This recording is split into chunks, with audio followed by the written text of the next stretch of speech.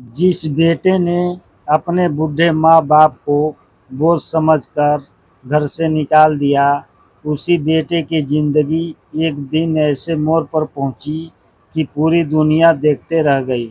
आखिर ऐसा क्या हुआ, आइए सुनते हैं एक बिल्कुल नई भावनात्मक और प्रेरणादायक कहानी।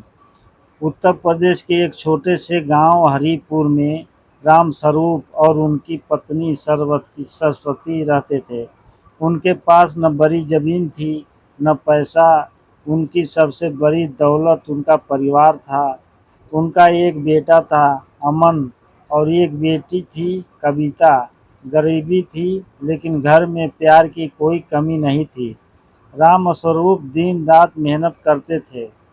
कभी खेतों में मजदूरी करते थे, कभी ईंट ढोने का काम काम करते थे। सरस्वती अपने बच्चों के लिए पुराने कपड़े सीकर नया बना देती थी, ताकि बच्चों को कभी शर्मिंदगी न होना पड़े। एक दिन अमन ने पूछा, पिताजी, आप इतना काम क्यों करते हैं? रामस्वरूप मुस्कुराकर बोले, ताकि तुम्हारा भविष्य हमारी तरह संघर्षों में न बीते। कई साल गुजर गए। अमन पढ़ाई में तेज निकला।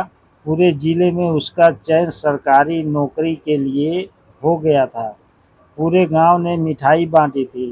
राम स्वरूप की आंखों में खुशी के आंसू बह रहे थे, रुक नहीं रहे थे।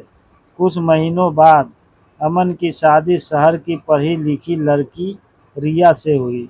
शुरुआत में सब ठीक ठाक चल रहा था, लेकिन धीरे धीरे रिया को गांव का जीवन पसंद नहीं आने लगा।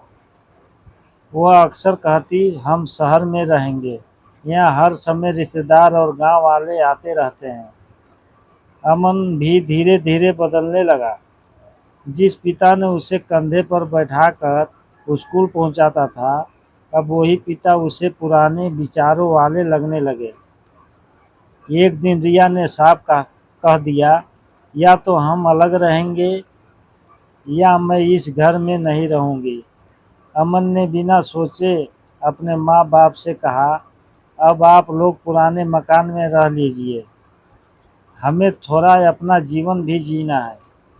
यह सुनकर सरस्वती की आंखों से आंसू बहने लगे। राम स्वरूप ने केवल इतना कहा, बेटा, अगर इससे तुम्हें खुशी मिलती है तो हमें कोई शिकायत नहीं है। दोनों चुपचाप पुराने टूटे हुए घर में रहने चले गए। उन्होंने कभी किसी से बेटे की शिकायत नहीं की। गांव वाले पूछते, काका, दुख नहीं होता? रामस्वरूप मुस्कुराकर कहते, बच्चे गलती करते हैं, समय उन्हें सब सिखा देता है। उधर शहर में अमन की जिंदगी अच्छी चल रही थी। बड़ी गाड़ी, अच्छा घर और ऊंची नौकरी। लेकिन कुछ साल बाद अचानक उसकी नौकरी चली गई। कर्ज बढ़ने लगा। दोस्तों ने साथ छोड़ दिया। जिन लोगों के सामने वह अपने माता पिता को छोटा समझता था, वही लोग अब उससे दूरी बनाने लगे। रिया भी रोज झगड़ा करने लगी। एक दिन वह अपने मायके चली गई। अमन बिल्कुल अकेला रह गया। उसे पहली बार अपने पिता की बात का याद आने लगी। वह कई दिनों तक सोचता रहा और आखिर एक सुबह गांव पहुंचा। पुराना मकान देखकर उसकी आंखें भर आई। अंदर रामस्वरूप चारपाई पर बैठे पुराने चश्मे से अखबार पढ़ने की कोशिश कर रहे थे। सरस्वती रसोई में सूखी रोटियां सेक रही थी। अमन दरवाजे पर खड़ा खड़ा रोने लगा। कहने लगा, पिताजी। रामस्वरूप ने सिर उठाया। कुछ पल तक बेटे को देखते रहे, फिर धीरे से बोले, आ गया बेटा।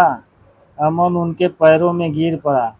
मुझे माफ़ कर दीजिए, मैंने बहुत बड़ी गलती की। सरस्वती दौड़कर आई। उन्होंने बेटे को उठाया और सीने से लगा लिया। माँ ने कहा, बेटा, माँ बाप के दिल में बच्चे के लिए नाराजगी नहीं होती, सिर्फ दुआ होती है। अमन फूट फूट कर रो पड़ा। उसने उसी दिन फैसला किया कि अब वह अपने माता पिता को कभी अकेला नहीं छोड़ेगा। उसने शहर की नौकरी के पीछे भागने की बजाय गांव में ही एक छोटा डेयरी व्यवसाय शुरू कर दिया। रामस्वरूप का अनुभव और अमन की मेहनत रंग लाई। कुछ ही वर्षों में उनका काम पूरे जिले में प्रसिद्ध हो गया। अब लोग उसे परिवार की मिसाल देने लगे। एक दिन गांव के स्कूल में परिवार दिवस मनाया गया। प्रधानाचार्य ने अमन को मंच पर बुलाया। अमन ने कहा, मैंने जीवन में सबसे बड़ी गलती अपने माँ बाप की कीमत देर से समझकर की। पैसा, नौकरी और सम्मान दोबारा मिल सकता है, लेकिन माँ बाप का समय कभी वापस नहीं आता। पूरा विद्यालय तालियों से गूंज उठा। रामस्वरूप और सरस्वती की आंखों में गर्व के आंसू थे। उस दिन अमन ने सबके सामने अपने माता पिता के चरण छुए। गांव के बुजुर्ग बोले, जिस घर में माँ बाप का सम्मान होता है वहाँ भगवान बिना बुलाए आ जाते हैं। कहानी की सीख, परिवार की असली ताकत पैसा नहीं बल्कि विश्वास, सम्मान और एक दूसरे के साथ होता है। माँ बाप जीवन भर अपने बच्चों के लिए त्याग करते हैं, इसलिए उनके रहते उनका सम्मान करें, क्योंकि उनका प्यार दुनिया की सबसे अनमोल दौलत है। कहानी पसंद आए तो